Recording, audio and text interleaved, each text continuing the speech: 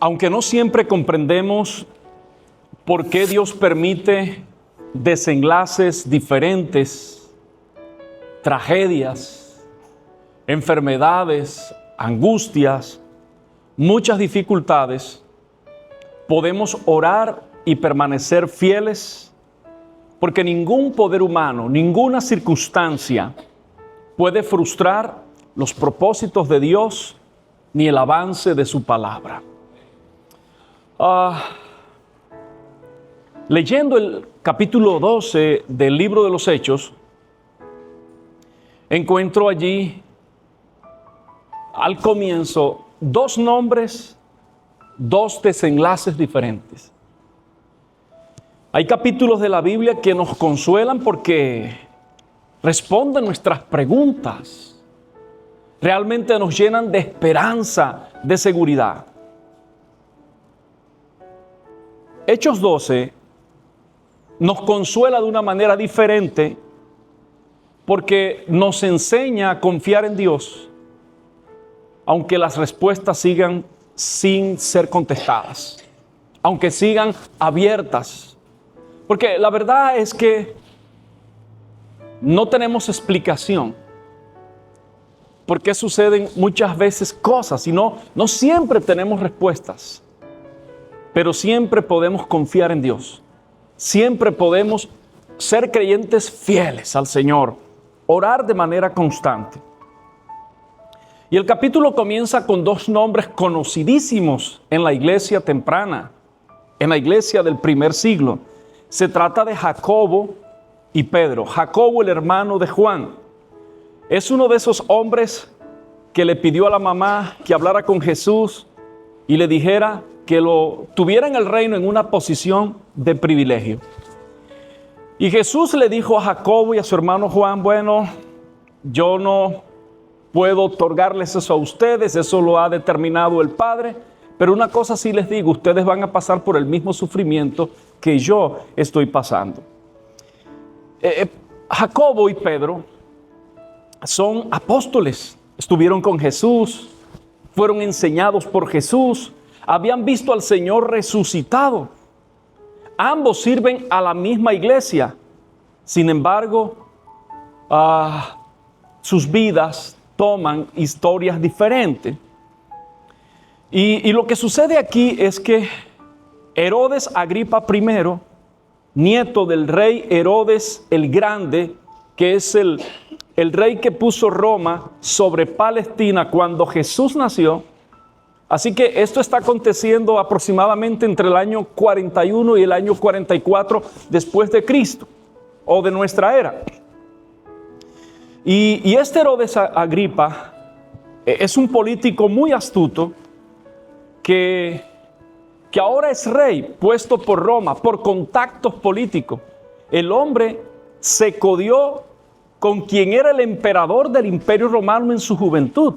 Este hombre estudió en lo mejor.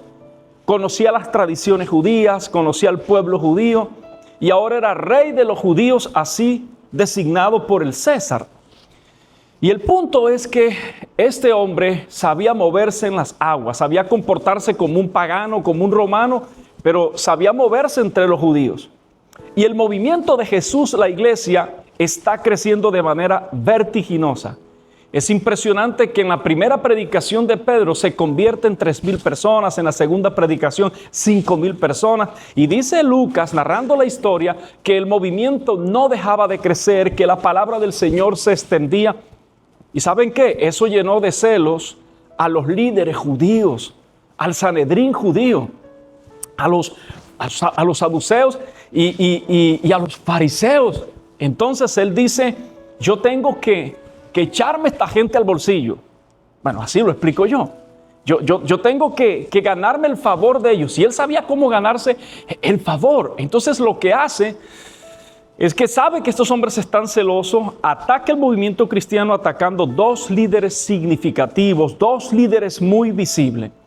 Y lo que dice Lucas al leer los primeros 4 versículos de Hechos capítulo 12 es que mató a Santiago a espada. Algunos comentaristas bíblicos dicen que realmente lo decapitó. Imagínense eso. No sabemos dónde acontece, si fue en una reunión masiva, en una reunión de oración, y entra la policía de Herodes y le corta la cabeza. Y a Pedro lo prende, lo mete a la cárcel y está esperando que pase la Pascua para matarlo también. Y saben que los líderes judíos se apasionaron más por Herodes. Ahora, ¿él por qué hace esto? Porque Herodes es de ascendencia edomita. No es un judío puro. Y ahora es el rey de los judíos. Ellos le detestan porque no es el heredero de David el que está allí. Pero además de eso tiene una mentalidad para moverse en el imperio romano. Entonces, lo que sucede en ese instante es que Santiago es asesinado, Pedro es enviado a la cárcel y entonces uno comienza a reflexionar sobre esto y a decir, bueno, ¿sería que la iglesia oró por Pedro y no oró por Santiago?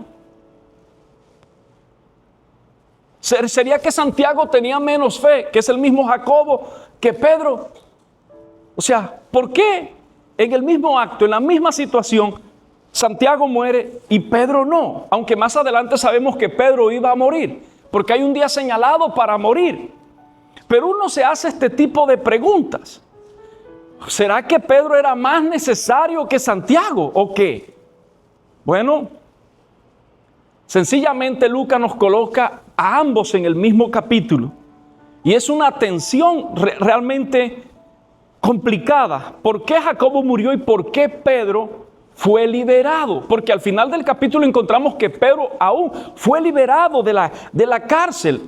Y yo encuentro esta tensión en nuestras vidas cristianas.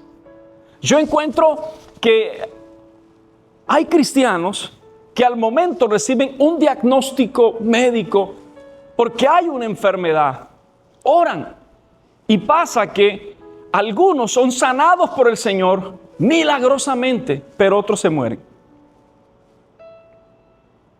Encontramos familias cristianas viviendo una situación económica compleja, oran, el Señor resuelve así y mejora la economía y las finanzas de una familia. Sin embargo, le permite a la otra familia padecer muchos años una situación financiera complicada.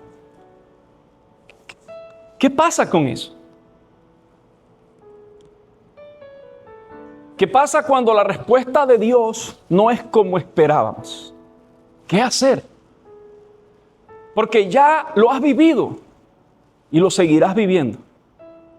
¿Qué hacer cuando llega la tragedia? ¿Qué hacer cuando llega la adversidad? ¿Qué actitud tomar allí?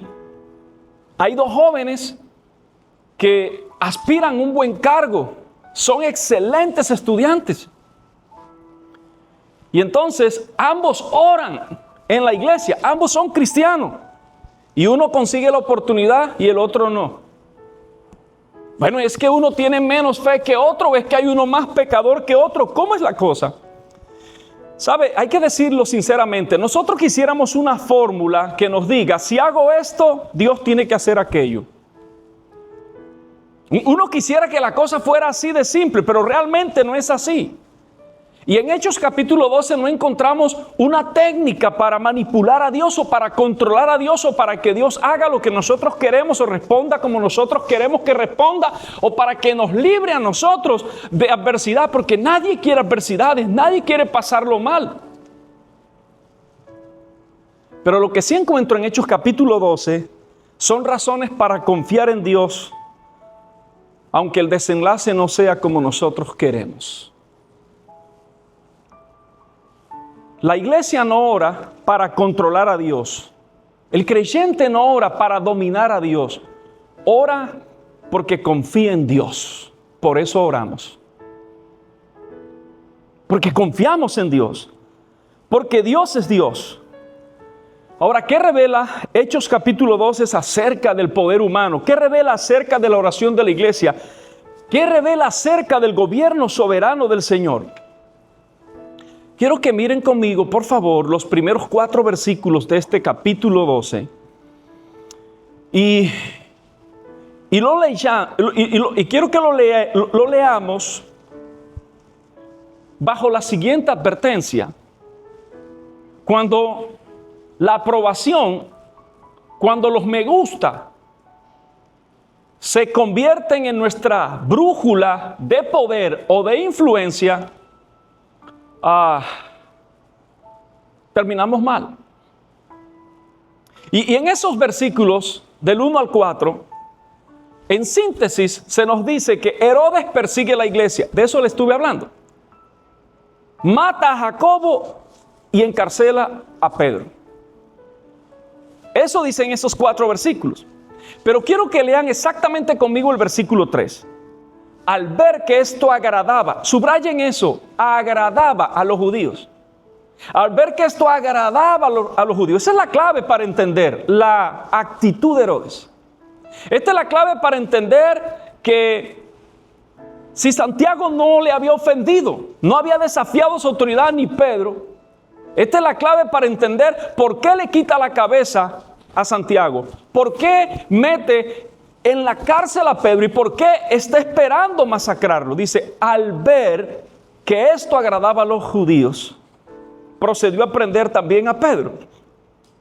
Así que ese versículo 3 nos muestra la motivación del rey Herodes Agripa.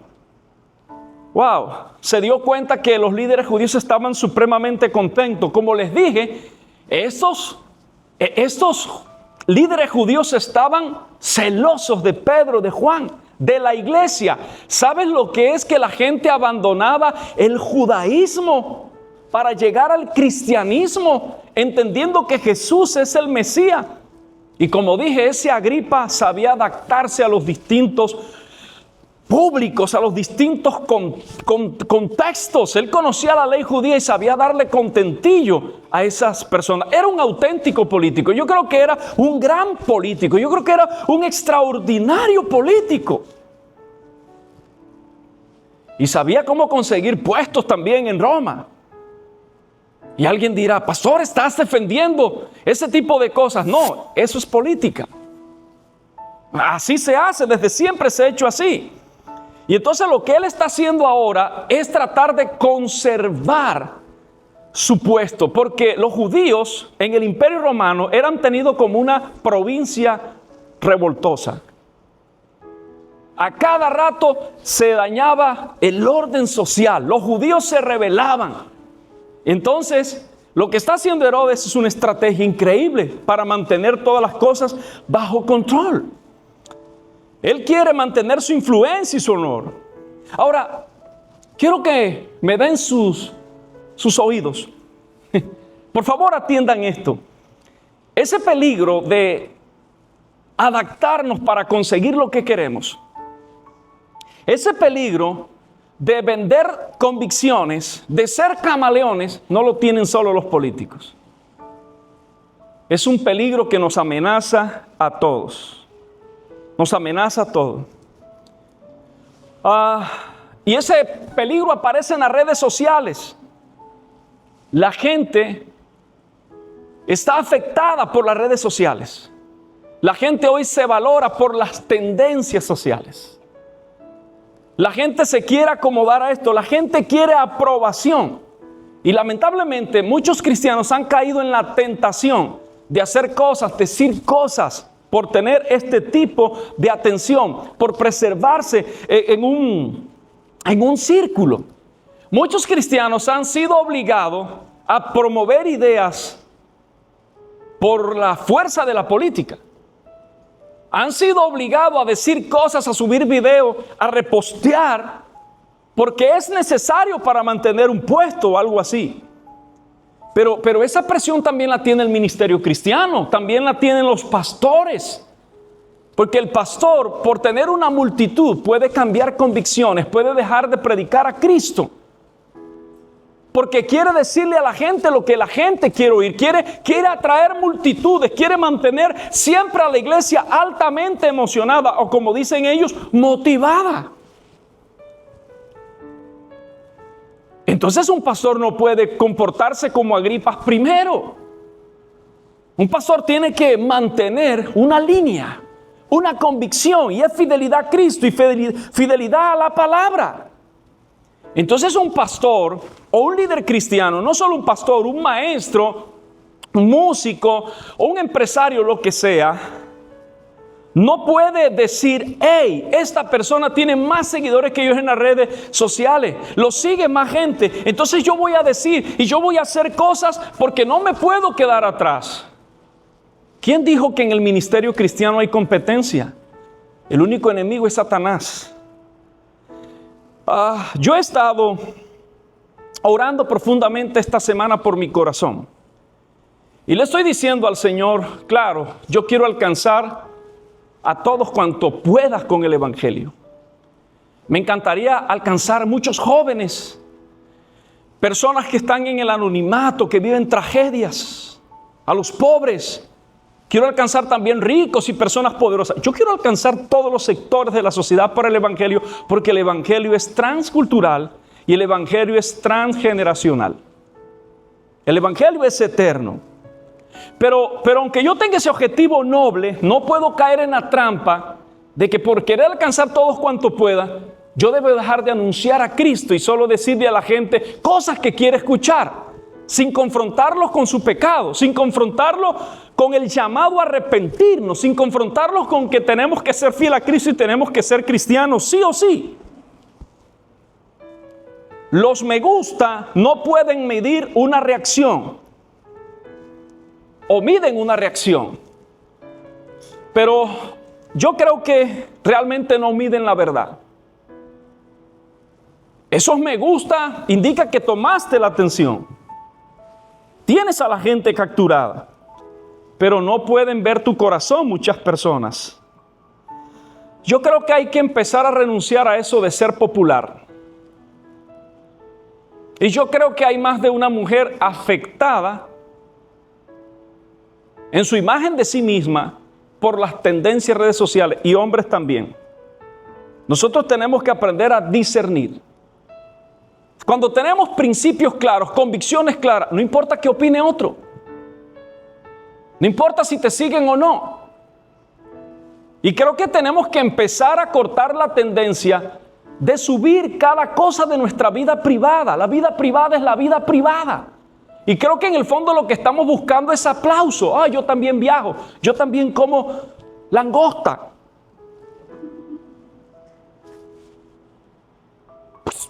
Pues ¿y qué? Creo que la gente a veces, por escalar socialmente, siente vergüenza con lo que Dios le permite en el momento. Si tienes un carro viejo, tienes un carro viejo, está funcional, no pasa nada. No tienes por qué usar siempre ropa de marca buscando la aceptación, no. Voy a decirte una cosa, la gente que hoy lo eleva a uno, mañana lo abandona. Solo Dios permanece. Hay que estar tranquilo.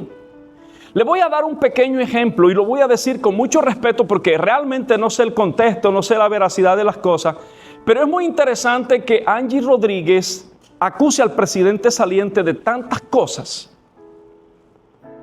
¿Y por qué digo eso? Porque es una mujer que defendía al presidente saliente. Entonces algo pasa aquí. Yo no sé si ella tiene razón, si no tiene razón, si realmente busca justicia o si otra es la motivación. Lo que te quiero decir es que hay que tener cuidado con confiar demasiado en la aprobación de las personas, en quién te sigue y lo demás, porque esas cosas pueden cambiar. Y como te darás cuenta más adelante, esa forma de jugar de Herodes no salió bien. Y los jóvenes necesitan escuchar esto. La identidad de ustedes no depende de un me gusta. No depende de lo que el algoritmo premia. ¿Y por qué digo esto? ¿Por qué estoy tan detenido hoy en las redes sociales? Porque nuestras mentes están en las redes. Aquí hay personas que mientras me escuchan, están viendo su teléfono celular, no tomando notas, sino viendo notificaciones. Y no estoy condenándoles. Entiendo que tienes un problema. Entiendo que no puedes estar bien. ¿Por qué me detengo allí? Porque a veces ni siquiera das para escuchar algo importante. Te invitan a comer, visitas a tu mamá o lo que sea, y te aseguro que no tienes los ojos puestos en la cara de tu madre, sino en tu teléfono. Entonces, como eso es lo que se masifica, entonces eso es lo que hace que la gente se acomode como Herodes y haga cosas que están mal. Bueno, quisiera soltar eso diciendo que parece que Herodes tiene el control de todo. Tremendo poder, ¿eh? Tiene palacio, tiene soldados. Yo voy a agregar que tenía policía secreta también. Tenía cárcel. Tiene a Pedro, el líder más significativo de la iglesia. Porque este capítulo es una transición que hace Lucas para mostrarnos ahora a otro líder, a Pablo. Y tiene a Pedro capturado. Imagínate el impacto que hay en la mente de la iglesia. Ese líder prominente está preso, muy preso, y te daré detalles ahorita. El otro líder significativo le han cortado posiblemente la cabeza, dicen los comentaristas del Nuevo Testamento. ¿Y sabes qué? La iglesia no tiene poder de nada.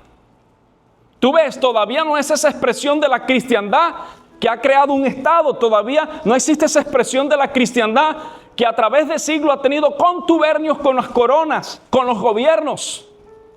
Todavía no existen los evangélicos que involucran sus púlpitos y sus iglesias para convertirse en poder políticos y que están politizando la iglesia. No existe. Aquí tenemos una iglesia perseguida, gente asustada, gente angustiada. ¿Y sabe qué es lo único que tiene esta iglesia? El poder que tienen los desposeídos, la oración. No lo digo yo, lo dijo un gran pensador británico. Cuando no hay más nada que hacer, hay que orar. Hasta aquí que te he dicho, lamentablemente, desde nuestro sentido de justicia humana, Dios permite cosas en nuestras vidas que no son agradables, que son complicadas, que son difíciles.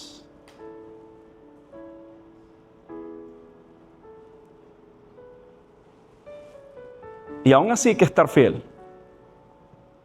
Pero de este perverso Herodes Agripa I, tan astuto como su abuelo Herodes el Grande, que masacró a los niños de Belén, aprendemos una cosa también. No podemos ser camaleones. No podemos, para mantener lo que queremos, manipular, ni cambiar ideas, ni mostrarnos cómo. Tenemos que ser personas íntegras. Pero les decía que lo único que tiene la iglesia es el poder de la oración. Y la iglesia ora sin controlar a Dios. Así debemos orar nosotros cuando las cosas no suceden como queremos. Orar no para torcerle el brazo a Dios, no para decirle a Dios qué hacer. Orar porque confiamos en Dios. Orar porque nos abandonamos en sus manos. ¿Pueden ustedes mirar del versículo 5 hasta el 17, por favor? Y permítame decirles en una línea lo que expresan esos versículos. Dice desde el versículo 5 que Pedro permanece custodiado.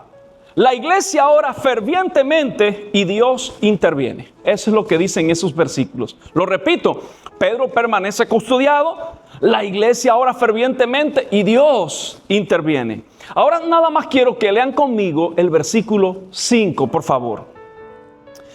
Pero mientras mantenían a Pedro en la cárcel, la iglesia oraba constante y fervientemente a Dios por él.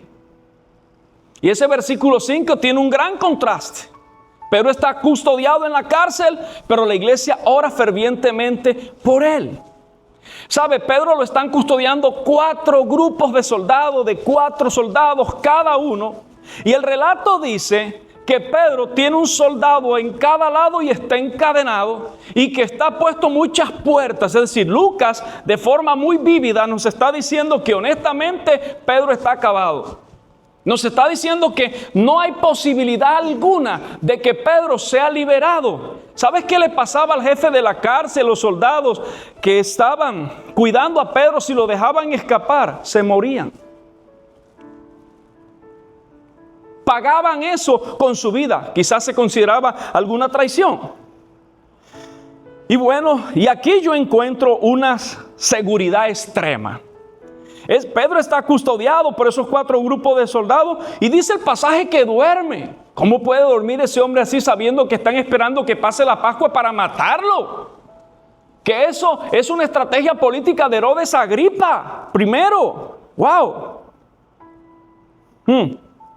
Ahora, yo no sé si ese Pedro dormía porque estaba tan confiado o es que estaba vencido del cansancio. Pero mientras él duerme, la iglesia está haciendo vigilia, está orando, en la presión está orando. Yo me he estado preguntando qué es lo que oraba esa iglesia. ¿Y por qué digo que me he estado preguntando qué es lo que oraba esa iglesia? Porque, no sé, pero puedo pensar que quizás no estaban orando por un milagro, sino algo como: Señor, prepara a tu hijo, porque ahora en la muerte Él va al cielo contigo, dale paz y dale fuerza. Yo no sé qué estaban orando así. ¿Y por qué digo eso?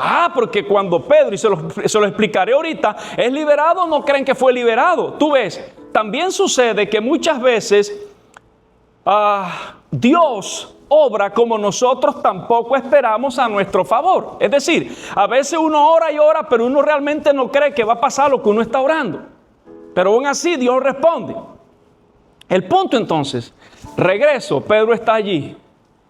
Y Lucas se encarga de decirnos que es un milagro porque dice que Dios envió su ángel. No sabemos cómo se llama ese ángel. Pero cuando llega hay una gran luz allí. Y entonces le toca el costado a Pedro y le dice: despiértate, se caen las cadenas, ponte la capa, la sandalia y sígueme. ¿Cuántas guardias soldados hay? 4. ¿Cuántos soldados tiene cada guardia? 4. Hay que pasar una puerta y pasan y todos están allí dormidos y se abre la puerta y Pedro sale. Ahora, cuando Pedro está en la calle, se da cuenta que no está soñando, que realmente aconteció eso. Es algo realmente increíble, es un milagro. Bueno, los comentaristas que no creen que la Biblia es la plena palabra de Dios dicen que fue alguien que Pedro convenció allí, lo dejó salir y eso fue el asunto, que hubo un soborno, que alguien pagó la liberación, según la cristiandad romana del primer papa de la iglesia. Bueno, el punto acá es que Pedro sale. Y aquí yo me encuentro algo entre chistoso y compasivo, porque Pedro llega a la casa de María, la madre de Juan Marcos. Este Juan Marcos es el que escribe el Evangelio de Marcos, que es el primer evangelio escrito en orden cronológico. Ese es el muchacho que acompaña a Pablo, que lo vamos a encontrar desde el capítulo 13 de Hechos hasta el final, y a Bernabé en el primer viaje misionero. Y cuando el muchacho ve la cosa complicada, les abandona y dice: esto no es conmigo. Luego en otro viaje misionero, Bernabé lo trae y Pablo dice: mira, yo no quiero este sujeto acá, este líder no es confiable. Ahora más adelante nos encontramos ya en la ancianidad de Pablo, que dice: Juan Marcos me es útil. Qué increíble. O sea, a la gente hay que darle oportunidades. Mira, le dieron oportunidad y escribió un evangelio. Le dieron oportunidad y regresó a las misiones. Y esto quiero decirle a todo el que se ha equivocado como yo. Quizás yo me he equivocado más que ustedes. Pero quiero decirle a los papás, quiero decirle a los líderes cristianos que nuestra gente se puede equivocar y eso no significa que no sea digno de que le apoyemos. Tenemos que seguirle apoyando. Los errores de hoy simplemente son parte del proceso por el cual Dios va a obrar. Porque lo que uno aprende finalmente en Hechos capítulo 12 es que cuando las cosas no salen como uno quiere, uno puede permanecer siendo fiel a Dios, constante en la oración. Así no nos guste lo que haya acontecido. Bueno, y la cuestión aquí está en que me resulta chistoso porque van a la casa de la mamá de Juan Marcos. Probablemente esa era, dicen los expertos en el libro de los Hechos, la casa donde Jesús tomó la última cena. Parece que era una casa grandísima. Habla de una reja, parece que hay patio, segundo piso y lo demás. Y la gente está orando allí. Las iglesias tenían varios puntos de reunión. Bueno, Y el asunto es que Pedro toca, Rode, no sé si llamarla ujier hoy día, o anfitriona o qué, pero Rode, escucha que tocan. ¿Quién es? Yo, Pedro, ábreme, ábreme. Pedro mirando para todos lados que la policía secreta no estuviera buscándolo. Y ella le da esa emoción, tú sabes, y hermanas en la iglesia altamente emotivas, que cuentan lo que está pasando con mayor intensidad, y va rápido donde están orando, interrumpen la oración de la gente, que yo no creo que esos estuvieran orando por un milagro. Puede que sí, pero yo puedo sospechar que no. Y entonces dice, es Pedro. Oye, y esos hermanos cristianos son tan terribles, le dijeron, estás loca.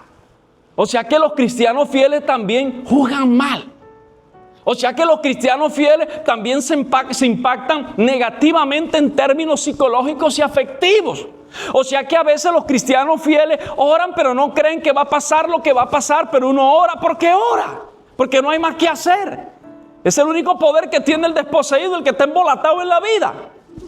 Bueno, y la situación básica que me encuentro aquí es que hay un solo que corre allí.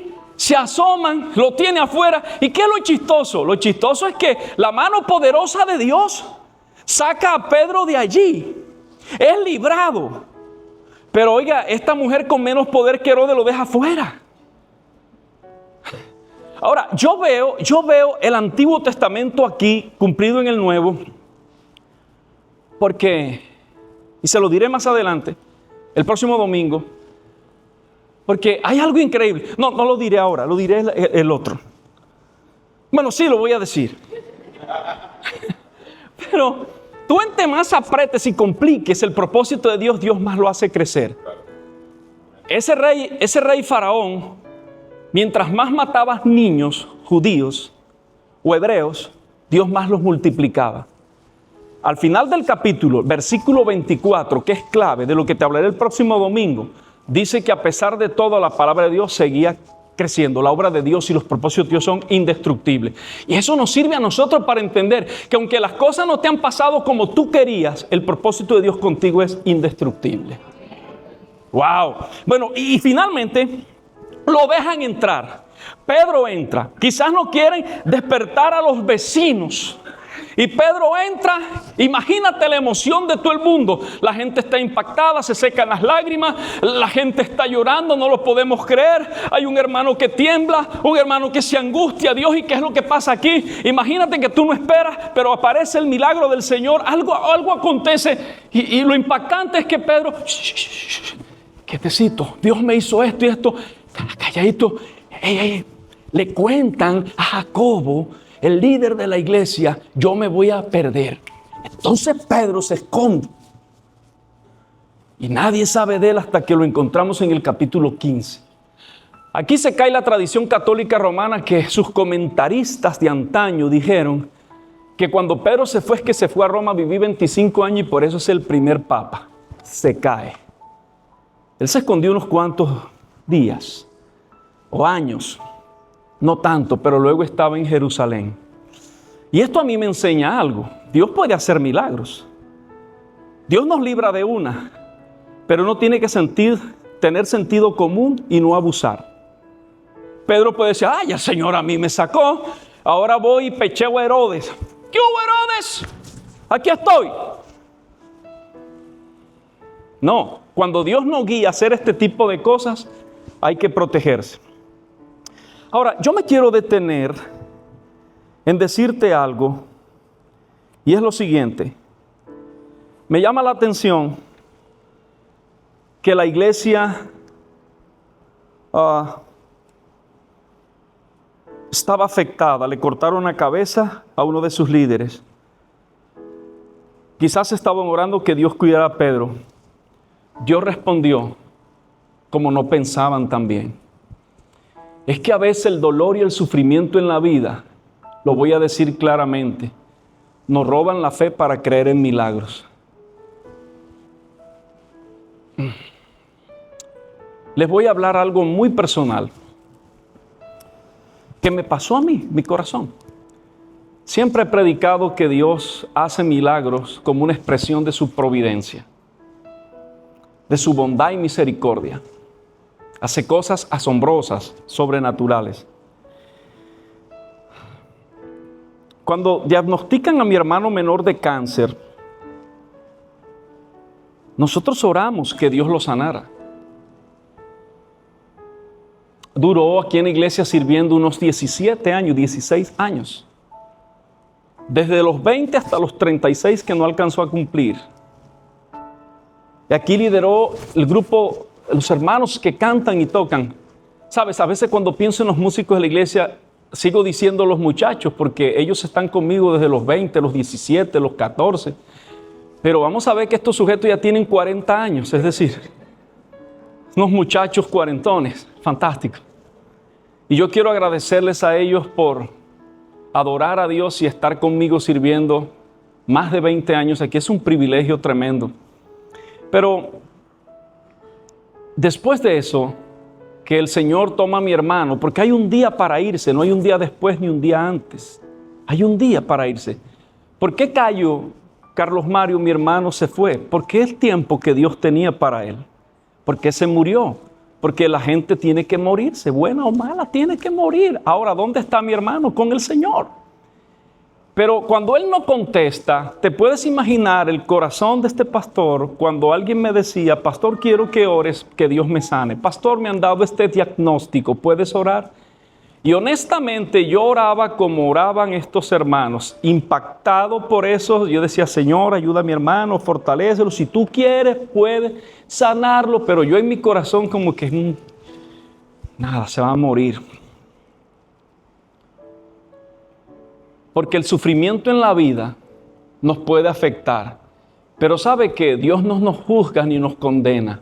Sabe que nuestras luchas, en nuestras debilidades, en nuestro fracaso, en cuando las cosas no salen como queremos, no tenemos muchas veces la fe para creer en milagros. Pero aún así, como los milagros no dependen ni siquiera de tu oración al final de cuentas, Dios aún así hace milagros. Y te cuento el segundo testimonio. Y pasa que un pariente está en la unidad de cuidados intensivos, esposo de una tía, me manda a llamar y dice: por favor, ven a asistirnos.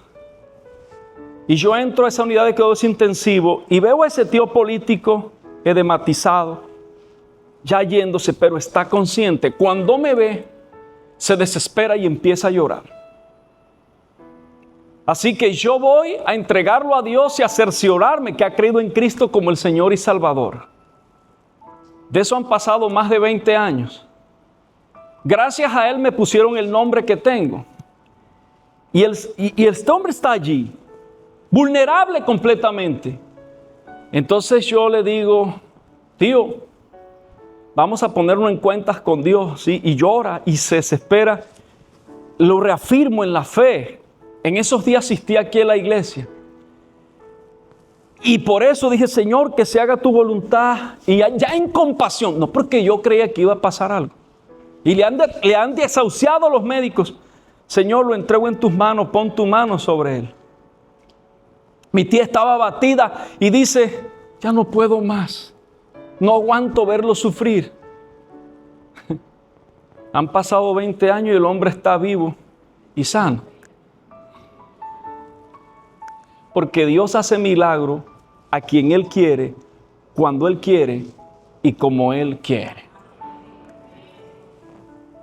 Y el próximo domingo continuaré hablando acerca de cuando Dios no obra como esperamos nosotros. Pero quiero hasta aquí decirte esto para que te lo lleves a casa y lo guardes para siempre en tu corazón, para siempre en tu vida. Escúchame lo que voy a decirte. Cuando las cosas salgan mal, por tus errores, por las injusticias que sufres, por muerte, por enfermedad, cuando la cosa esté difícil para ti, entonces sigue creyendo en el Señor, sigue amando al Señor, sigue al Señor Y ora siempre con constancia y perseverancia.